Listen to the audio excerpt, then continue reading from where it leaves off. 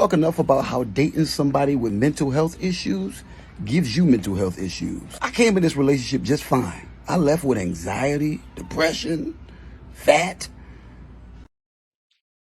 Welcome to Let's Glow with Nini. I'm Nini. Let's get straight into this video. In honor of it being Mental Health Awareness Day, you know what I'm saying, on TikTok, I want to make a video for the people that's in relationships with a person that got mental illness, specifically bipolar depression. Give y'all some tips that might help you. First and foremost, understand it's not a personal attack on you. Communication is vital and empathy is important. Understand that they are not your responsibility. A lot of people look at us and see us as liabilities that they got to take on because they love us. No, I'm not your responsibility. I'm your partner, okay? Hold them accountable for their own progression. You can't make them be better, feel better. They got to do it themselves. I'm telling you, trust me, I do it every day. Another thing is understand they triggers. Like, be able to identify their triggers and understand them. Make peace a priority in the manic episodes. Don't ever tell them that they doing too much, and don't tell them that they all over the place. Probably just say some shit like, let's take a step back. Relax real quick. When we in the manic episodes, it's a super high. During a depression, please be kind. If your partner is mean to you during them depressions or them lows, it ain't nothing wrong with you holding them accountable in that moment. Like, hey, I understand it's rough for you right now. I understand you're going through something right now. But the way you treat me ain't finna fly. So I'm gonna take a step back. If they in a depression and it's sadness and like a disconnection, just be kind. You ain't gotta go all out just to cheer us up.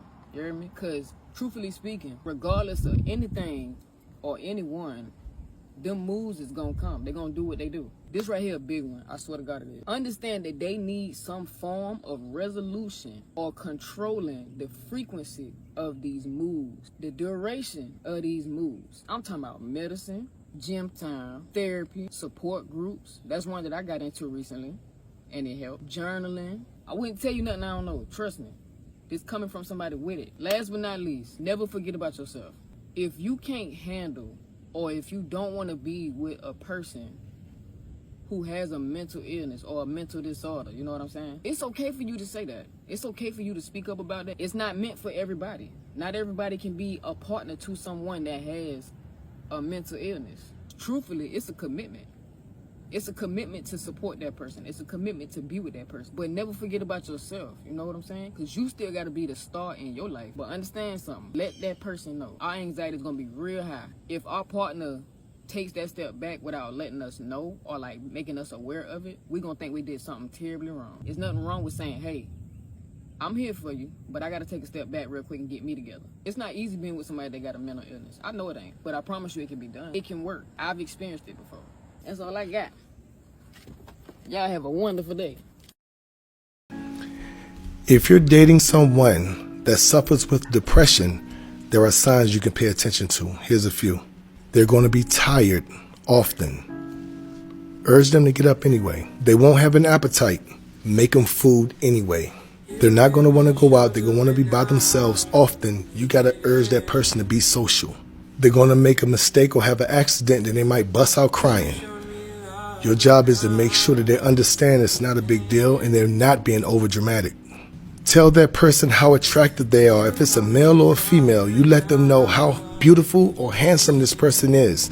And then you reassure them of their value to you, that you will never leave. This is not them questioning your love or loyalty. Depression comes with anxiety. It doesn't make a lot of sense. It's impossible to understand. But if it's confusing for us, imagine how that person feels. They are fighting an internal battle that nobody sees but them. So be their support system. Love hard and never give up on them.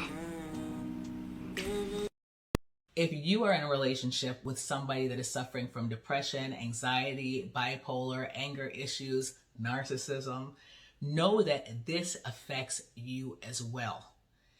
What happens in these relationships is that people are so hyper-focused on taking care of the person with the illness that they forget that they need taken care of too.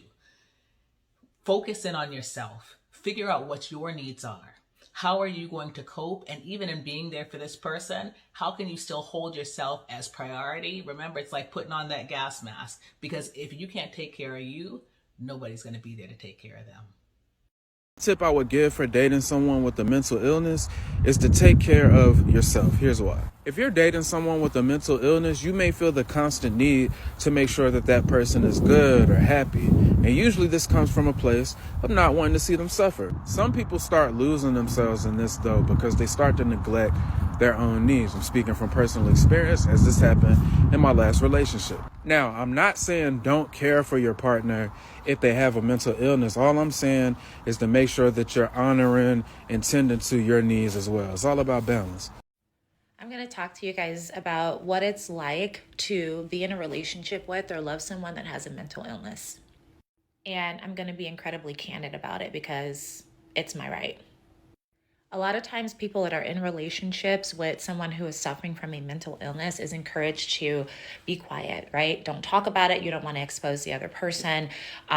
You don't know what it's like to live with the illness, right? We hear that a lot, right? Where because we're not experiencing their mental illness and their pain, we can't possibly be feeling any pain. So if this is going to be a trigger for someone who may be suffering from a mental illness, you may want to just turn this video off right now. So to the people that have sacrificed and given up lives, jobs, relationships, maybe even access to their children or possibly even their own mental health because you were caring for someone else and helping them through their mental health issues, it's time for you to take accountability for your part in being the strong empath that you are and for being the loving person that you are, right? Because we also get told, well, why didn't you leave? Well, what does it say about you because you stayed, right? Seriously, when I hear people say that, I just want to slap them in the fucking face. It's like, okay, so I should be a raving asshole and just walk out on someone, right? Yes, there were signs. That doesn't mean that a person should just leave someone hanging who is suffering, right? So now that you realize that you are in over your head, right? Now that you realize that that person just simply has to be under the care of medical professionals, there is nothing that you can do. It's time for you to get out. It's time for you to let them go in love. It's time for you to get hella selfish and start thinking about yourself. It's time for you to force their hand and make sure that they go get the help that they need. It's time for you to get your life back. It is. It's time for you to wake up not feeling sluggish and tired and having this head hang. It's time for you to wake up and feel good about your day again. It's time for you to want to get out of bed. It's time for you to remember who you are, what you like to do, and all the things that have made you happy over the years. I want you to think back to a time where you were really, really happy, like childlike happy, free-spirited. You were just out here and you just felt so good and you felt really healthy and vibrant. I want you to think back to that time. Usually it was before you got into a relationship with the individual who is suffering. I'm going to be posting a lot about how to get you back there, okay? And this is for you to be selfish. This is for you to start focusing on yourself because the reality is you are no good to anybody. Your friends, your kids, your family, your work, if you're not taking care of you first. Got a mood disorder or a mental health struggle or anything like that, you're in a relationship with them, I learned the hard way that humor does not, in fact, trump all. Like, I noticed her little gleam in her eyes started getting like really agitated and irritable, like, you know, to the point where I know that like, oh fuck, she's not with me anymore. She has gone into the abyss. I try to make her laugh. I thought it would be hilarious to just walk out the doorway and pretend like I'd gone back downstairs. But then I just slowly inched my way back without her noticing, pulled my pants down, tucked it between my legs, and bent over waiting for her to look back at me. It's like, she'll remember this from that one movie. Yeah. No. The second she fucking looked up at me, she uppercut that shit so hard that I yelped. My dog ran out the fucking door, scared for its life. That's like the high frequency pitch that I hit. And all I could think is, why did I think that was a good idea? You know what's so interesting to me? People will deadass complain about people that have mental illnesses, especially when they're aware that those people have mental illnesses. And then when they show signs or symptoms of having those mental illnesses. They're like, damn, like, person's so like annoying to be around. They always have an attitude, or like they have a negative perspective. And it's like, oh, did you expect them to not show symptoms? Did you expect them to act like a regular person, even though they have a little something different up there? Like, I remember, like, this was 2 years ago. I was looking for the video so I could reference it here, but I couldn't find it. But I watched this video of this doctor. He was basically talking about people who have bipolar disorder. He said that in all situations, in social situations, in whatever occurs, they see 80% negative and 20% positive. So for whatever situation that occurs, their brain literally filters 80% of the negative and 20% of the positive. So situations that may seem bright and dandy for everybody else, it's negative for them. For other people, it's like, damn, like, oh, this is such a negative person. Oh, you see it like this, you see it like that, your perspective. Can you imagine how draining it is to be the person who filters 80% negative in every single situation? No matter how great, no matter how wonderful, your brain seeks out that 80% negativity. Can you imagine how difficult that is? I feel like we're at a place where the grace that people are extending for people who have mental illnesses, it's very new. I think it's very new, because I think there was a time before where, like, when people started talking about it more, it was more of like, okay, we'll acknowledge, okay, people who have mental illness. But now we're in a place of more like, let me extend grace. And I feel like we still aren't fully there to, like, the grace that needs to be extended, because it is hard. It is very, very hard. No matter how difficult you think it is for you to be the friend of somebody who has a mental illness, or the acquaintance, or the sister, or the, like, you know, no matter how difficult you think that relation to that person is, it is 10 times more harder to be that person. And this is not to excuse the bullshit that people who have mental illnesses sometimes do. It's not to excuse, because once you're aware, you should work on it. But it's just like, come on, give them grace. When you love somebody who struggles with mental health issues, you know, it has to be a very active choice. It has to be something that you decide that you're going to do, and that you're going to stick with it. It's a big, big choice. Any relationship is a choice.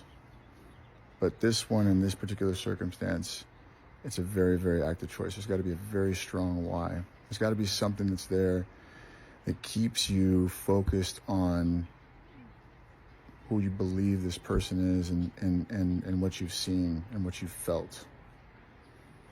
And keeping them, you know, I think I posted something one time saying, you know, gaze into their soul and let them be messy. You know? But it has to be a strong why. It's kind of like the video I posted about, like, weak people.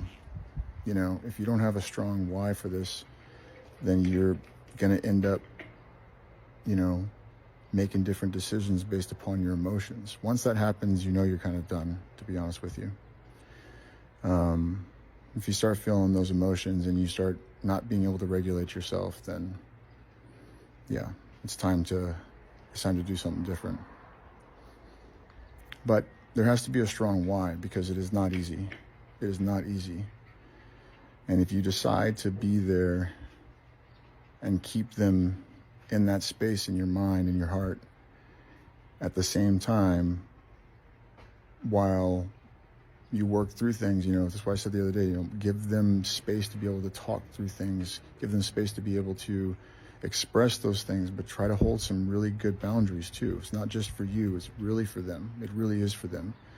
Because if you're just a pushover, then it's not going to help anything. You know, you really got to they have to struggle with those boundaries, you know, in order to be able to get to the other side of it, you know, to be honest. That's why it's real important that you have strong boundaries and you know who you are if you're choosing to do that. If you're struggling with mental health issues and you see somebody and you see somebody else kind of struggling, or you know that you're already kind of dysregulating, things like that, like, that's just not a good situation ever. Because one of you has to be able to think. And when it gets too heated and it's too fast, yeah. If both people can't regulate their emotions, yeah, it's over with.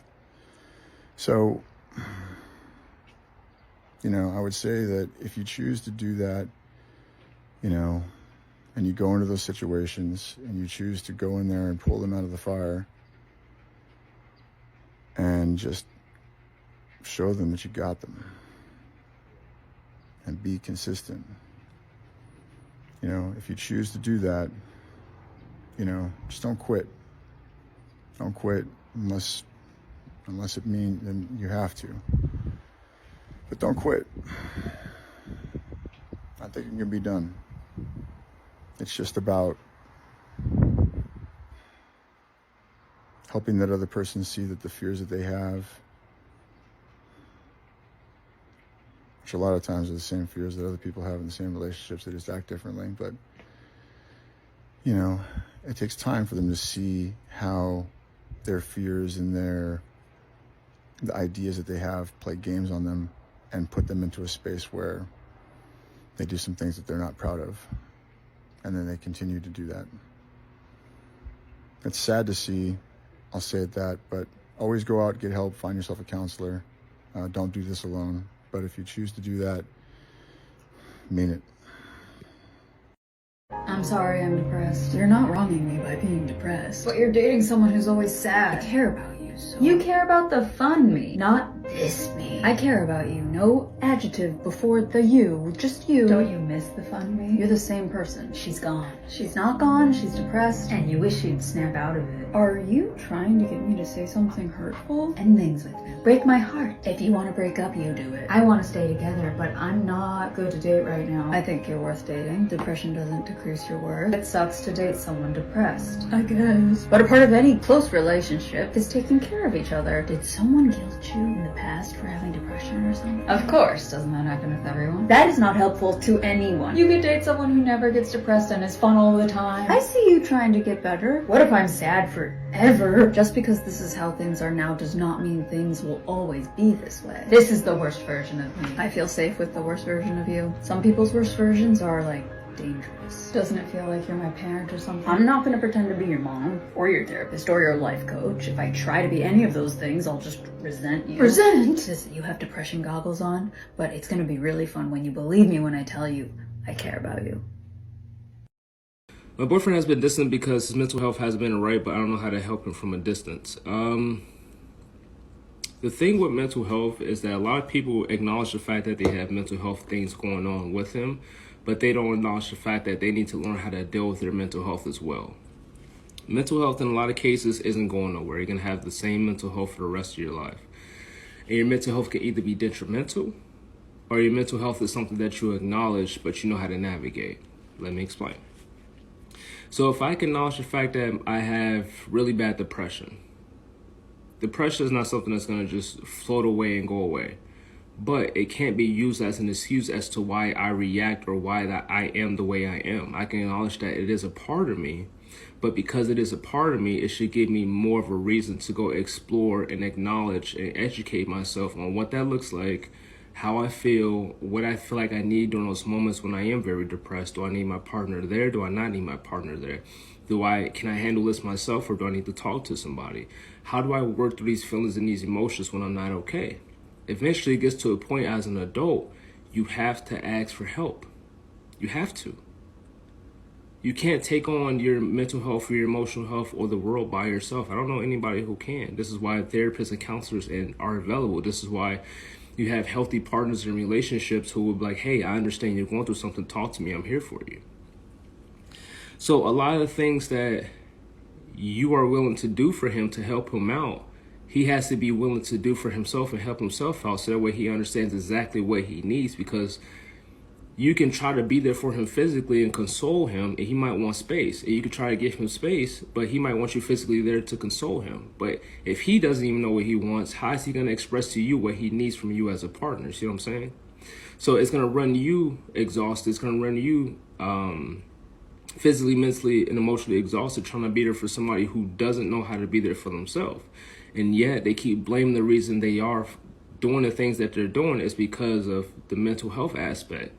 which at a certain point, it can't be an excuse. It has to be more of a reason for you to not use that as an excuse. And the only way to not do that is to educate yourself on what that looks like, what that feels like, so you can help yourself. And not only that, you can tell your partner how to help you when you can't help yourself.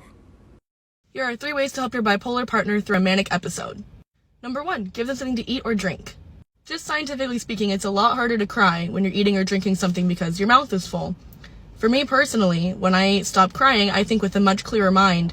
When I think with a clearer mind, I'm able to sit there and vocalize what I really need to my partner. 2, listen to them. We might not know what we need in that moment, but the more you talk it out and the more you just keep talking with them and getting them to answer questions for you, the more they'll either realize what they need themselves or you'll realize what they need and you can help them move forward that way. Make sure you're asking them a lot of questions and make sure you're not making them feel bad or being accusatory in any way when you're talking with them. Number 3, tell them everything's going to be all right. I know me personally, sometimes I just need to hear those words. Even if I know things are going to be all right, I just need to hear that vocally said to me. My partner specifically says it in such a gentle and calming tone that it really helps calm me down a lot. Here's a bonus tip. Sometimes giving them a hug, if you get their consent for it, helps a lot as well. Just having that really calming presence and someone to just hold you for a second helps me tremendously at least. So there you have it. That's 3 tips to help your bipolar partner get through a manic episode. I'd like to take a moment to share with you an excerpt of a conversation that I had with a client who said it was life-changing for him. And I've had this question asked of me several times, and I think it's fitting, and this is a good time to share with you. It's my hope that what I share with you is a blessing to you the way it was a help to him. He's 32 years old. He has a girlfriend that is 30. They do not have children. They have been dating for 6 months now.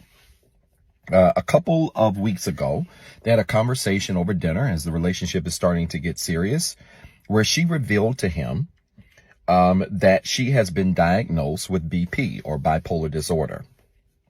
And he said it was kind of shocking, but in other ways it wasn't, that while the relationship was progressing, he could see some bipolar tendencies in her, but he's no licensed professional. He can't diagnose it. He just, said there was some behavior that she showed that was a little strange and not stable. And so he came to me, he said, Doc, he said, the problem that I have is that I really think I love her. And he said, man, I don't want to feel like I'm giving up on her. I don't want to feel like I'm not giving us a chance because she has this challenge. And he said, but at the same token, it's just like, at what point do I consider myself in any of this? I said, man, this is a powerful question.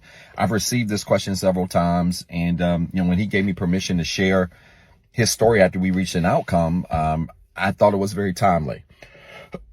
I said to him, there are 4 steps you can follow. And I get accused of simplifying things, but I believe that life is very simple. We complicate things. Just like relationships aren't complicated, people are complicated. We tend to overcomplicate life. And I tend to simplify life because when you live a simple life, you live a peaceful one. I said, there are 4 steps I want you to think about. Step 1 is this. Has she owned that she has this problem or this challenge? He said, yes, sir. She's fully owned it. She's sought medical help to get tested for it. And she has owned and admitted that she has it, apparently or clearly. I said, great. So we can go to step 2. So step 2 is this. The next thing you want to do is you want to get her the support that she needs, right? Meaning if she's taking medication, if she has therapy, if she has a therapist, coach, whatever she has that has been prescribed to her to address the issue, your next step is to encourage her to get the support she needs. Okay. This is a very important second step because it's one thing to own that we have a challenge. It's another thing to then take the steps necessary to try to resolve it. I said, this is an important step because if she is not willing to take the steps to do the work, you can stop at step 2. And I said, I'm not being insensitive, but I'm being sincere. You can only help people to the extent in any situation in which they are able to help themselves. I said, she's an adult. I'm not talking about little children, right? Obviously, that should be obvious.